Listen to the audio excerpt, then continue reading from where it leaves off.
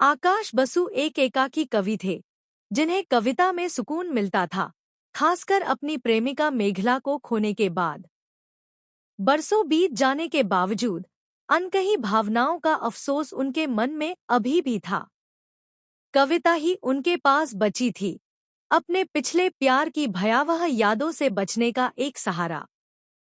एक बरसाती दोपहर आकाश के कदम अनजाने में उसे एक पुरानी घड़ी की दुकान में ले गए, जिसका नाम था टाइम प्रिजर्वेशन। अंदर उसे एक अनोखा नजारा देखने को मिला।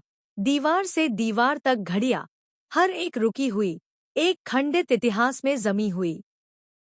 केवल एक छोटी कलाई घड़ी लगातार चलती रही, जो अपने चारों ओर रुके हुए समय के प्रति एक छोटा सा विरोध था।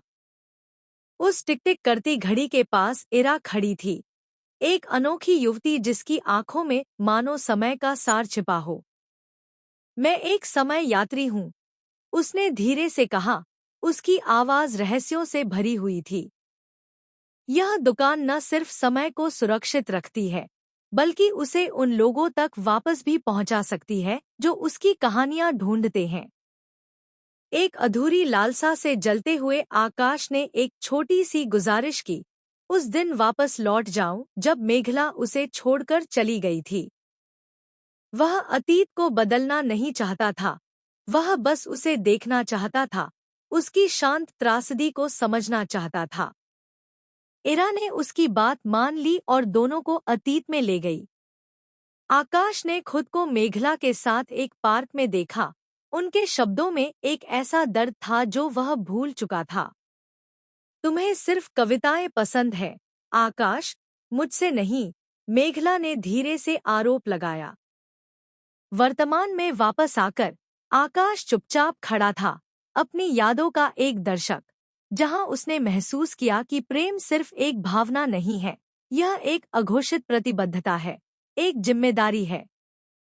समय ने उन्हें वापस पा लिया, उन्हें वर्तमान में लौटा दिया। इरा का कहीं पता न चलने पर बस एक रहस्यमयी नोट बचा था, प्यार नहीं बदला जा सकता, लेकिन धारणा भविष्य बदल सकती है।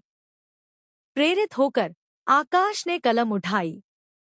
उसकी कविताएं नई परतों से समृद्ध थी, मेघला की उपस्थिति, इरा की रहस्यमयता और उस एकाकी घड़ी की निरंतर धड़कन से गूंजती हुई। जैसे जैसे शहर में गोधूली छा रही थी, आकाश अकेला बैठा सुन रहा था, रात की लयबद्ध धुन में डूबा हुआ। हिक हिक हिक